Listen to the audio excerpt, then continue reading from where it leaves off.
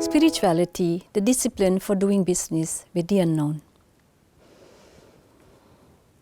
Mr. Rector, Mr. Dean, dear colleagues and former colleagues, dear students and alumni, members of the business community, family and friends, all of you who are here with us today, and the beautiful people who are no longer with us, but with whom I feel connected, especially my parents, my referred colleagues, Professor Karel Samsom and Professor Paul de Blot. Everyone naturally strives for happiness and prosperity, and sometimes for more prosperity, which they can share with others. The more the realization of happiness and prosperity comes under pressure, the greater the disappointments and perhaps frustrations people experience, which can express themselves in a variety of ways. Spirituality, which is a natural element of our humanity, has served in many traditions over centuries as an anchor in a pursuit of happiness and prosperity. It helps us think through questions such as who we really are, what do we desire from our deepest being in relation to others, and all that is around us, and how do we gain a better understanding of true reality. I want to give you some background on spirituality, but above all, I want to offer a vision for how spirituality can be developed within the context of companies and organizations to generate insights and solutions for a variety of management issues. The main thesis I want to put forward in this lecture is the fundamental place I ascribe to spirituality in management. I will then deepen my vision by making the link with Nyerode's history to set out the activities that will be on my agenda as a chair. Then I want to look more closely at the questions of how we can develop spirituality as a discipline and provide some building blocks for this. Naturally, I want to end with some acknowledgements, after which I'll conclude with a short guided meditation. What is spirituality and why is it relevant to management?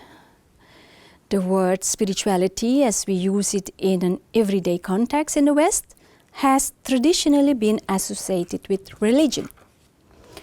Throughout the centuries, in everyday settings, the term has acquired various connotations. When spirituality is used in a religious context, it refers to a search for the sacred. In a management context, it has both a religious and a secular sense. In a secular Western management context, it is embedded in terms of finding meaning and experiencing meaningfulness as part of one's well-being.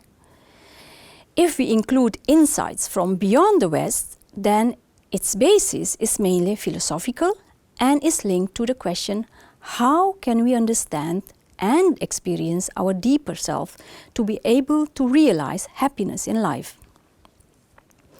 Management scholars are often faced with two schools of thoughts when researching and teaching spirituality: essentialism and existentialism. Essentialism holds that for any specific entity, there is a set of attributes necessary for its identity and function. To understand spirituality, we need to look for these attributes. This means that they can be made tangible and thus objectively perceivable. Some have criticized such an approach and favor instead an existentialist approach. Existentialism holds that philosophical thinking begins with the human subject, not just as a thinking subject, but as an acting, feeling, living individual.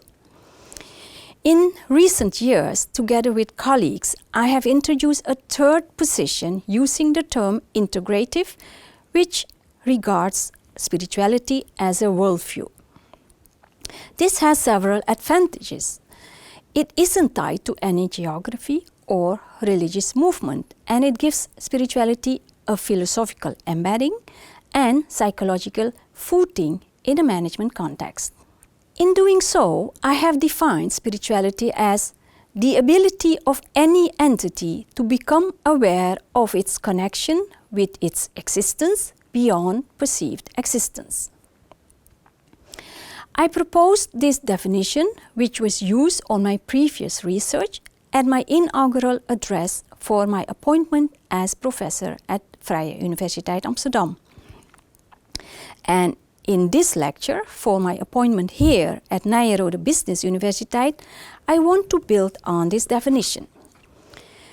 The definition relates to the ontology of spirituality, and here I want to add two scientific philosophical foundations to it. The first is the positioning of spirituality as a discipline. The second is the deepening of its epistemology, its ways of knowing, for which I'll present a model. For the sake of convenience, I'll call this the knowledge model or K model. I will cover both of these in more detail later. The increasing focus on spirituality. Management scholars cite several reasons for paying attention to spirituality. One that is often given is the growing social awareness and spiritual renaissance that has resulted from profound worldwide changes in values. Another is the need to find spiritual solutions to changes occurring as a result of, for example, competition, downsizing, and the realization that work is a primary source of people's sense of community and identity. Spiritually driven psychological capital helps to develop a future workforce that displays high ethical values and connectedness with others in the organization. In addition, there is an increasing focus on spirituality from an instrumental utility point of view. The reasons I see for the increasing focus are the following. First, spirituality is needed to better equip us to cope with the effects of the Fourth Industrial Revolution, which makes it more important to differentiate between what is real and what is not. Through such differentiation, the unknown can be explored to provide us with new insights. A second reason is that crises such as COVID-19 require us to see spirituality and management in connection with each other. This requires us to address this connection in addition to, or instead of, the power mentality that underlies much of management thinking. Spirituality, according to wisdom scriptures, provides insights into the connection between me, us, and the nature as the basis for realizing happiness, prosperity for ourselves, and sustainable prosperity for all. And third, the view that spirituality stimulates creativity and intelligence, which are a result of the impact of spiritual techniques. Why is it what I have just outlined fitting for Nyenrode? And how do I, as professor of business and spirituality, want to position it in the management context? I studied the chapter that I authored with my late colleague Professor Samson on the history of Nyenrode from its foundation in 1946 to 2006 in the book The Spirit of Enterprise. Nyenrode was founded after the Second World War to help build up our country by working in partnership with the business community. The task that Nyenrode set itself at that time was to educate leaders. In the research set out in the book, we wanted to understand entrepreneurship at Nyenrode. A period that merits special attention for several reasons is the tenure of Dr. Posma. Dr. Posma held the post from 1950 to 1980, and thus he was the longest-serving dean and rector. Let us now reflect on the history of Nyenrode through the lens of Dr. Posma's address, which will enable me to illustrate why spirituality is a fitting discipline at Nyenrode. In his inaugural address, he sets out how a Dutch training institute for abroad, NOIB in Dutch, is different from the Greek gymnasium model of education. He mentioned how the Dutch education system of the time was based on 3 cultural values: the Bible, antiquity, and the history of surrounding countries. High on the agenda was the formation of the student's character, which was to be developed through physical education, on-campus life, and self-leadership in both study and collegiate life. The founding of the NOIB was pioneering work.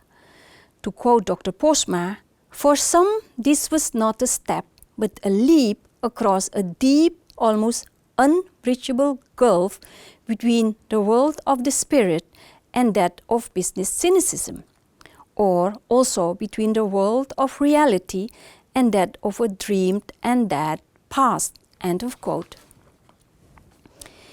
Influenced by Greek thinking, Posma believed that both physical and mental training were indispensable for the harmonious development of human beings.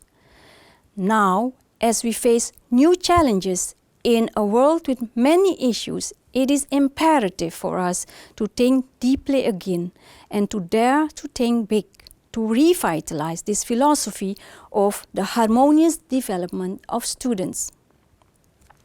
Nyenrode has in its DNA an openness to the different dimensions of development.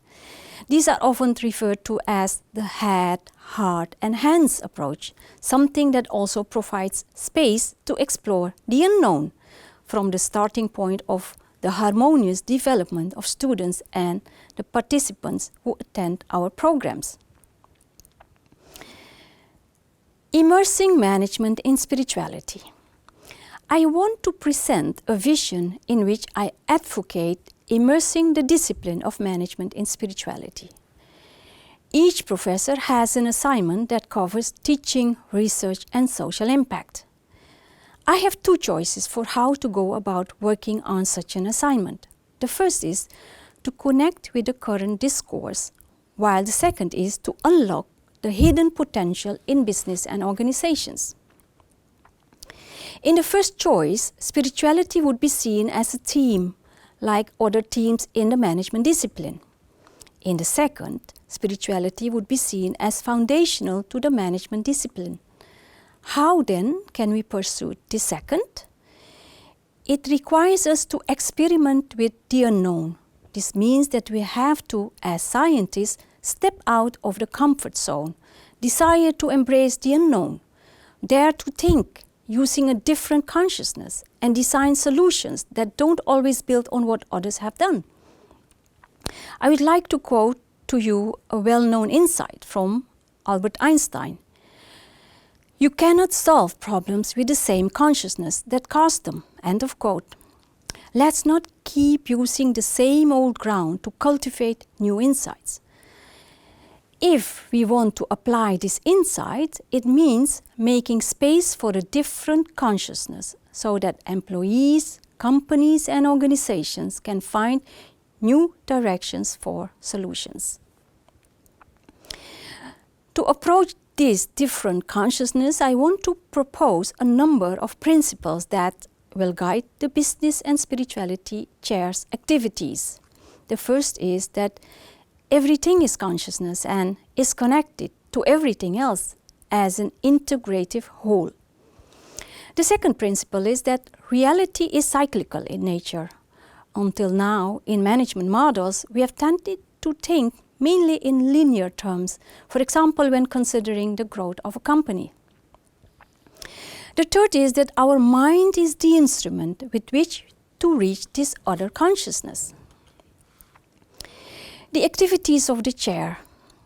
through the chair, I want to work on the following issues, which are an extension of my activities over the last 15 years in the area of business and spirituality.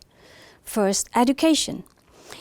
In the past few months, I've been working with colleagues to develop an executive program entitled Business and Spirituality in response to many requests from different sectors and types of organizations.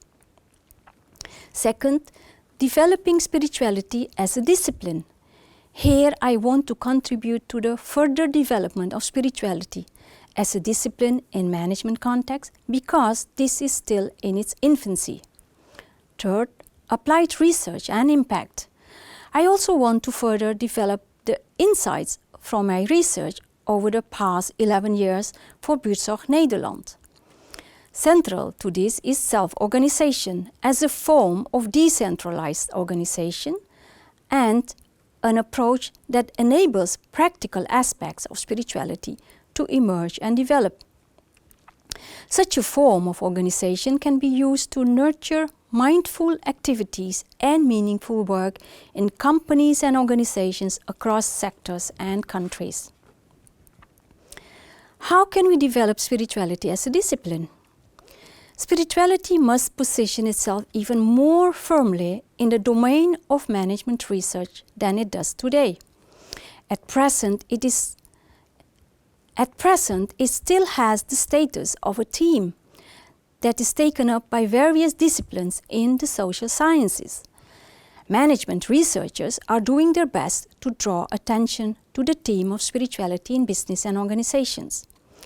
With the establishment of organized communities of scientists, for example, a community called Management, Spirituality and Religion, MSR, which has been set up within the Academy of Management, the main professional organization for management thinkers. Another is the European SPES, which is the European Spirituality in Economics and Society Institute. What is the current state of affairs? There is a need for an explicit and transparent research approach that better reflects the ontology and epistemology of spirituality. I think it's important to develop spirituality as a discipline, and now I want to explain how I see this taking place. What does this require from researchers? Earlier I said that spirituality is about developing the ability to connect with a reality beyond our perceived reality. This brings me to the question of what reality is and how we perceive it. First, let me clarify what a discipline is. An example of a discipline is mathematics. Mathematics has assumed an important role in business and organizations through the work of scientists. My view is that spirituality will also play an important role in business and organizations, also through the work of scientists. Let me use the analogy of mathematics to illustrate this point. Mathematics deals with things to which we can ascribe a definite character, whereas spirituality deals mainly with phenomena to which we can't ascribe any definite character. We cannot prove that there is a reality beyond our perceived reality, or that there might even be a reality that we will never perceive, no matter how hard we work or how intelligent we become. And because we cannot provide such a proof, spirituality is dismissed by some people as holy or unimportant in a scientific context. Mathematics does not suffer from this problem. No company or organization exists without numbers. Whether for budgeting, strategy, or day-to-day management, numbers are an inherent part of business and organizations. However, mathematics also has issues that are unsolved and may never be solved. An example is the calculation 10 divided by 3, which is 3.33. This answer is not complete because there is still a piece left over.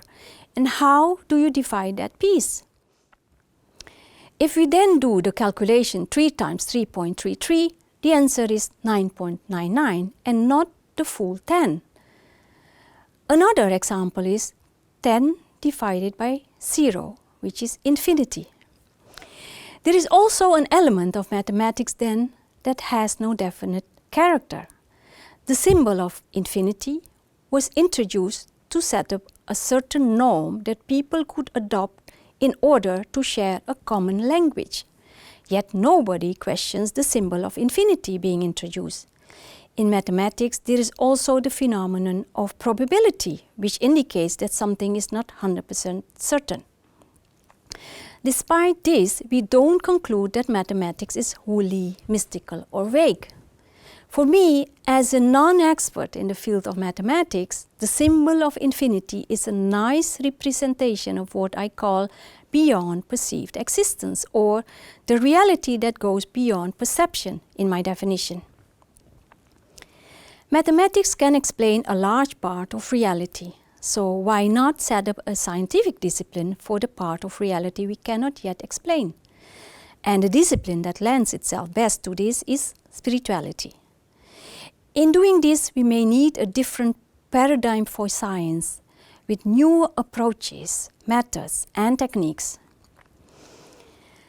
Many businesses exist because there is room for the unknown.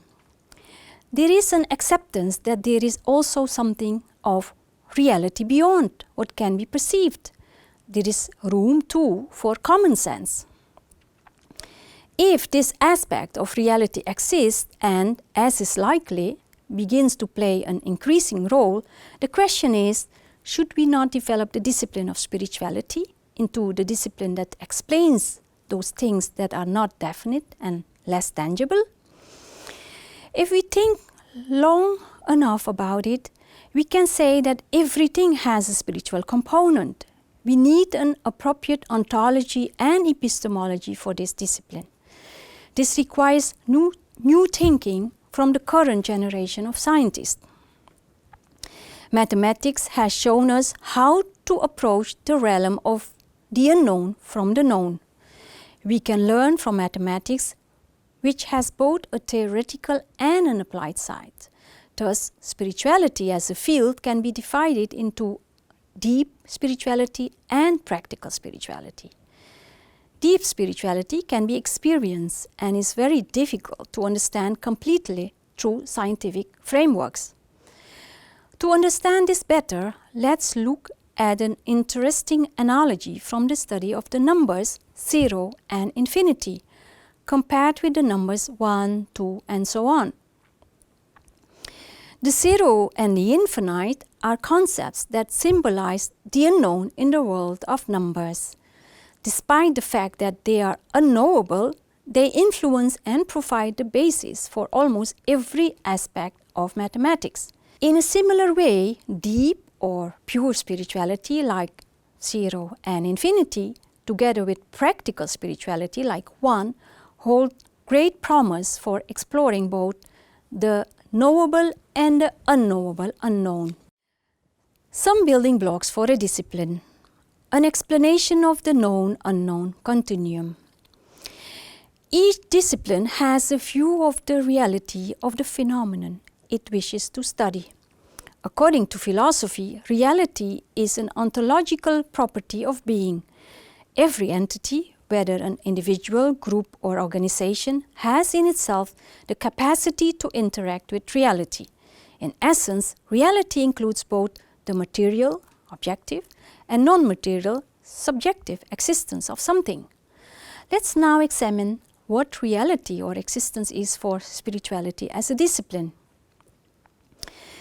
The materialistic standpoint views everything in an objective manner. It sees existence as being composed of matter and energy and therefore objectively knowable. Idealism, on the other hand, takes a subjectivist view which assumes that existence consists of thoughts and ideas. The knowable domain of the concept of existence is better dealt with through rationalism, which assumes that the existence of everything occurs only within the mind.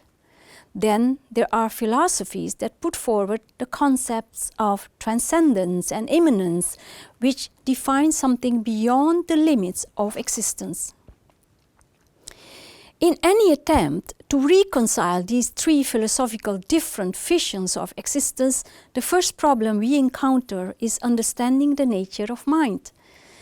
Different philosophers have developed rich theories of the mind. Clearly, since the mind is not fully knowable, any idea of existence based on the mind will also include a concept of the unknown. To summarize, for the first two, materialism and idealism, this unknown can be referred to as the knowable unknown. If we want to include the third conception, we also have to give a place to the transcendent and immanent aspects of existence. We can then further divide the unknown into the experienceable unknown and the unexperienceable unknown. The latter implies that there is always a part of the unknown that we will never know. The experienceable unknown is when, for example, during deep meditation or another spiritual practice, we experience a deep sense of enlightenment that we cannot put into words because we feel the words are inadequate to interpret that experience. We then sense that we have touched a deeper layer of existence. This can also be felt in near-death experiences. The last part of the continuum of knowledge is the unknown that we will never experience and will never know. We can call this the unexperienceable, unknowable unknown. The discipline of spirituality equips us to explore the unknown. The problem is that we try to explain the unknown using the same infrastructure with which we explain the known. In the knowledge model I present, the assumption is that there is always a part of reality that we cannot explain through logical reasoning, although this part does influence our actions and thinking. What is useful here are beliefs that cause us to think and act in a certain way. I distinguish between two kinds of beliefs. Firstly, beliefs about what we can know, known beliefs, and secondly, beliefs about what we cannot know, unknown beliefs. From these unknown beliefs, we draw our strength for thinking and acting. This can also be called faith. Spirituality as an academic and practical discipline. Management is developing rapidly in ways that better include the academic side as well. In view of this, I advocate helping spirituality to develop into a discipline that has room for both the academic and the practical. A few examples of constructs that spirituality can develop for use in practice are efficiency, effectiveness, ethics and values, intuition, entrepreneurship, leadership, meaningful work, happiness and prosperity. I will mention a few of the conditions for developing spirituality into an academic and practical discipline that can play a role equal to mathematics in science, companies, organizations, and in our daily lives. We can say that spirituality deals with slow questions and slow answers. This means that examining such questions require time, and therefore reflection, introspection, contemplation are important for understanding spirituality. If we do not live in a spiritual way, we cannot properly interpret its real value for ourselves or our organizations. Understanding spiritual techniques from a perspective of their embeddedness in their original tradition and not as a prescription approach increases the chances of lasting impact. There are, however, other sides to spirituality which, in their various manifestations, can mislead people, especially if offered as a quick fix for very complex and intractable problems. If we scientists want to develop a discipline for spirituality and management, we have to do it with a certain rigor and precision, so-called academic rigor. This requires that a discipline can stand on its own 2 feet. It means that it has to develop an ontology of reality and an epistemology for knowing that reality. In other words, a theory of being and a theory of knowledge. Spirituality is primarily ideographic and subjective in nature. It is highly interpretative and takes place at the individual level, which means that there may be far less scope to generalize that than in other disciplines. These weaknesses can pose major challenges to the development of spirituality in management contexts and to gaining acceptance of its relevance as a discipline. However, there is a visible openness in the management context to researchers who want to engage with spirituality. After all, there are now scientific journals that give space to this, and new journals covering the topic that feature in international rankings. I recently conducted a survey by consulting academic databases to see how spirituality is developing within the 26 domains distinguished by the Academy of Management. Almost all domains showed an increase in the number of publications on spirituality. What do we see in the market in terms of threats? We can argue that spirituality is in everything and that everyone has experienced spirituality to some extent. We must beware of the contamination that is constantly occurring with regard to spirituality. Not every experience is spiritual.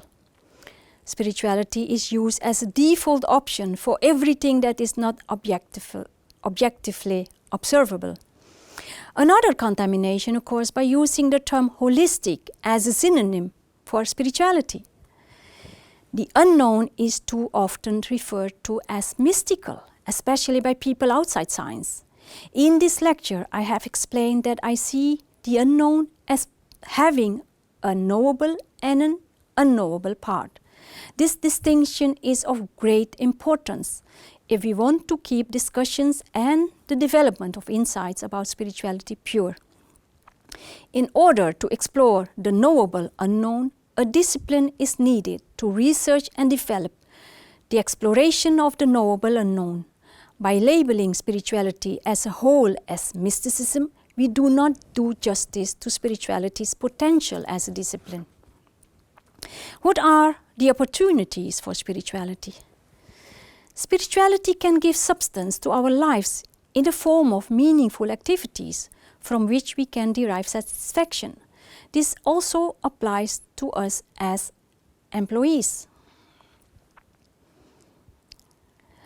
I would now like to discuss a special case, Buurtzorg Nederland, where I've had the honor of working with the founders Jos de Blok and Gonnie Kronenberg since July 2011.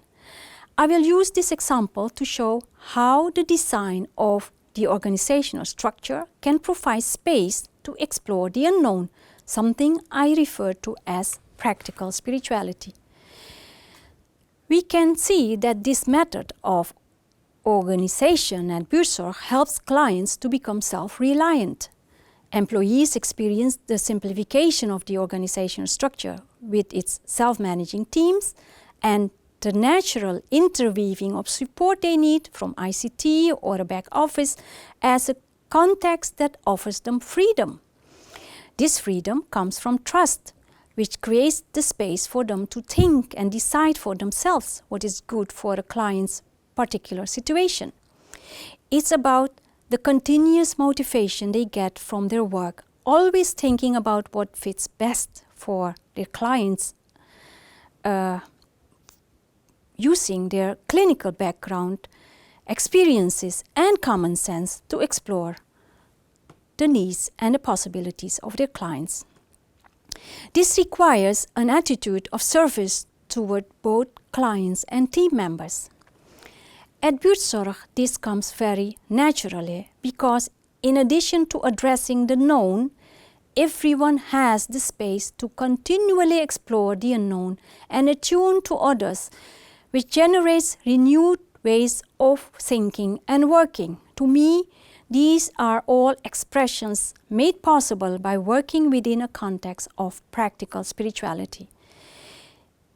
In the Buurtzorg Nederland case, spirituality was not the main driving force.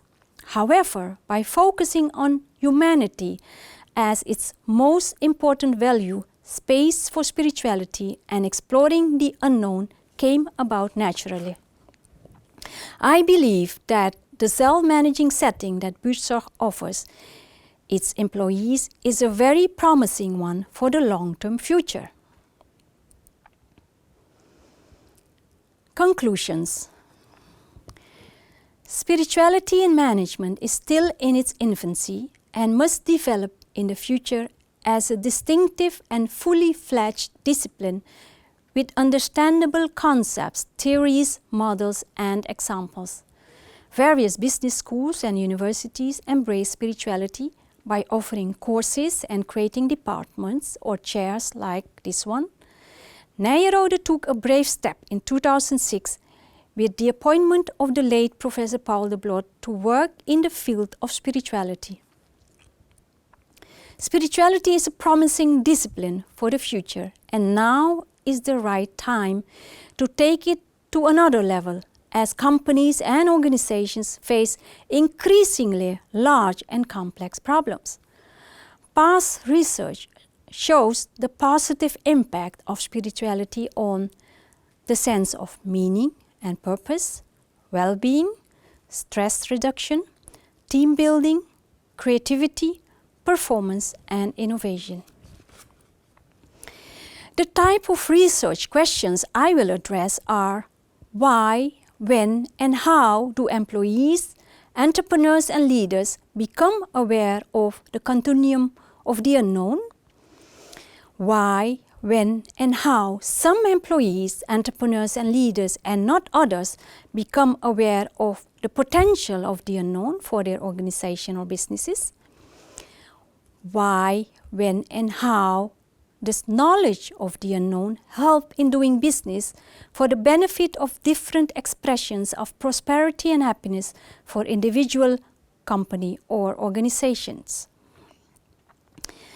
I hope that through my appointment to the Chair of Business and Spirituality at Nyenrode Business Universiteit, we can gain more insight into the phenomenon of spirituality itself and into ways that it can serve sustainable happiness and prosperity in business and organizations.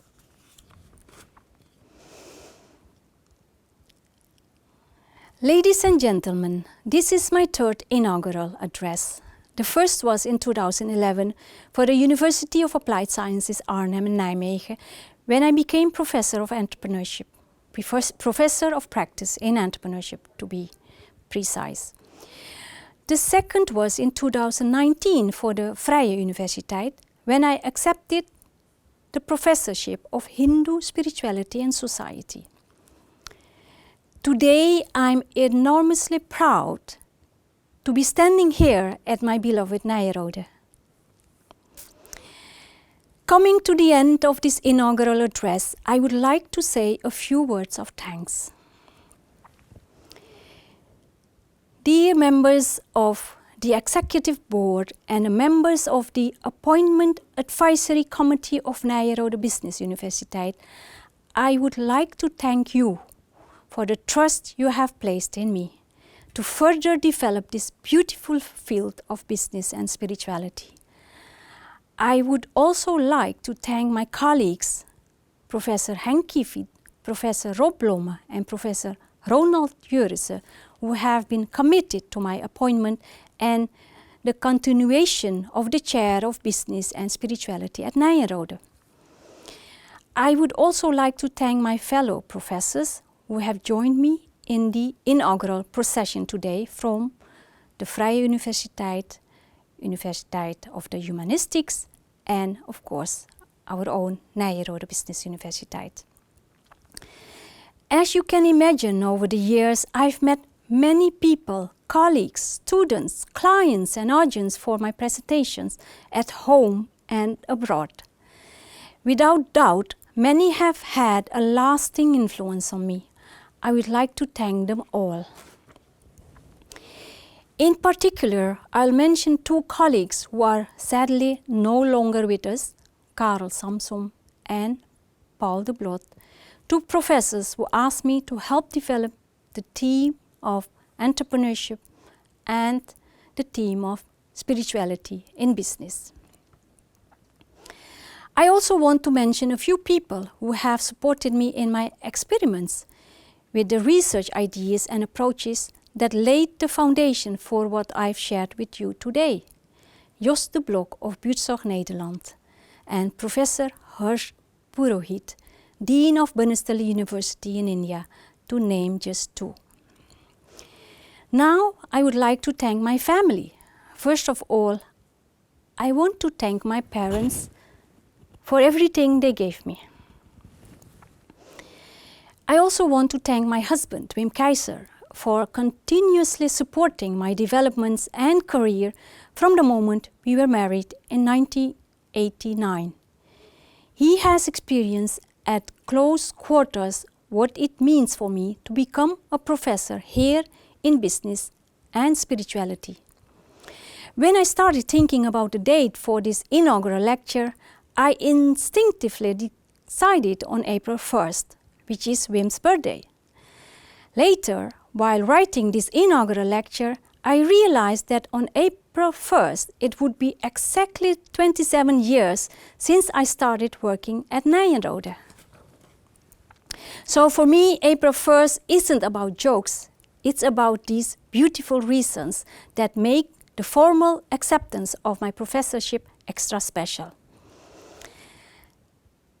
Let me also thank my children, Naveen and Sharon, for their questions about life and their love. I want to thank the other members of my family too, especially my sisters, my brothers, and in-laws, for all their support and in its many forms.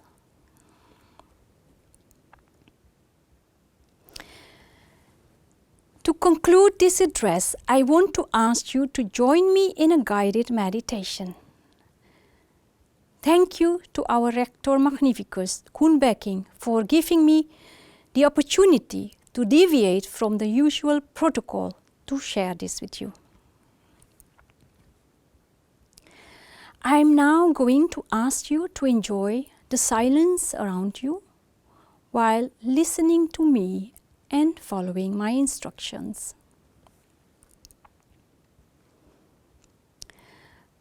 Position yourself comfortably with your feet firmly on the ground. Let your shoulders go and relax them. Put your hands on your knees and close your eyes. Now observe your breathing.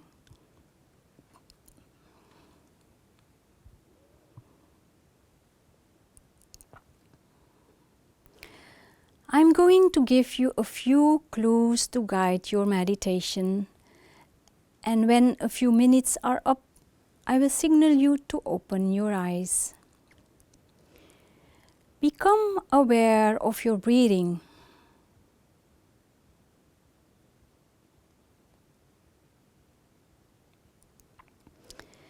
Become aware of your surroundings.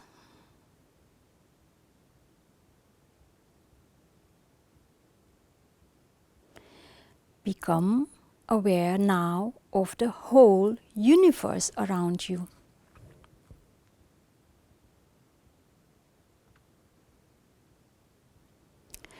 Check, how do you feel in your head?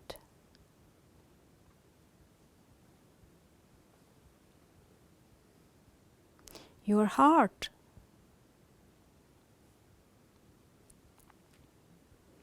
And your feet.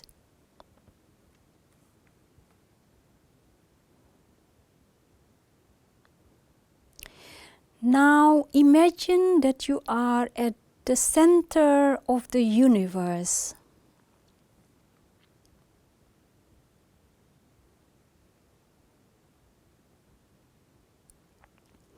How do you feel in your head?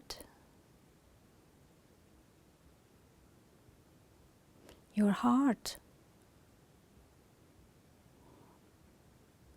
And your feet.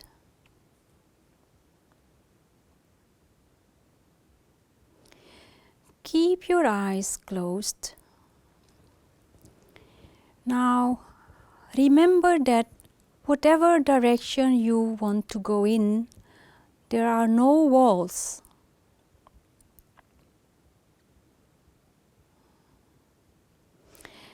You may want to go right and you see infinity. You may want to go left and you see infinity. You look up and you see infinity. You are surrounded by infinity. No walls at all.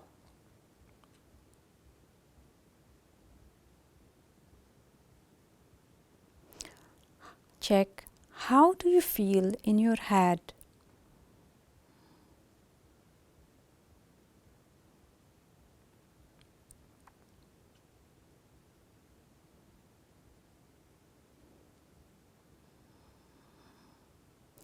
Your heart.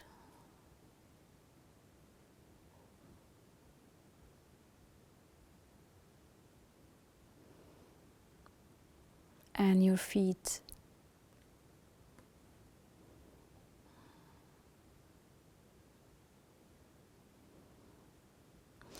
I now want to ask you to create something in your mind from the infinity around you, in whatever form it takes, something you deeply desire. It can be anything, something you already know, something you don't know, something perhaps that has come to you in your dreams, or something completely different and completely unknown. Give it your own interpretation and take a few minutes.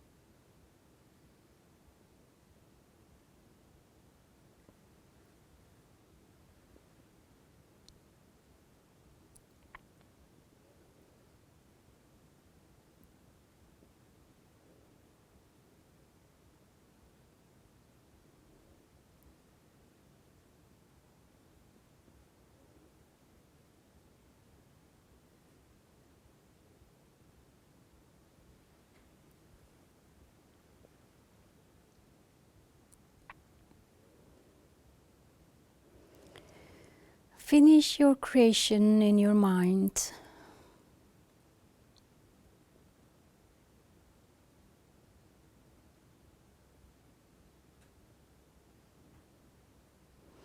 Breathe in deeply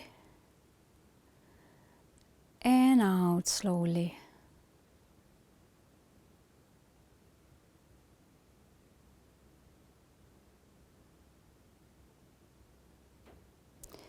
Rub your hands together and make them warm. Bring your hands to your eyes and open them with ease. This meditation was one of the many ways to explore the unknown. Thank you for your attention.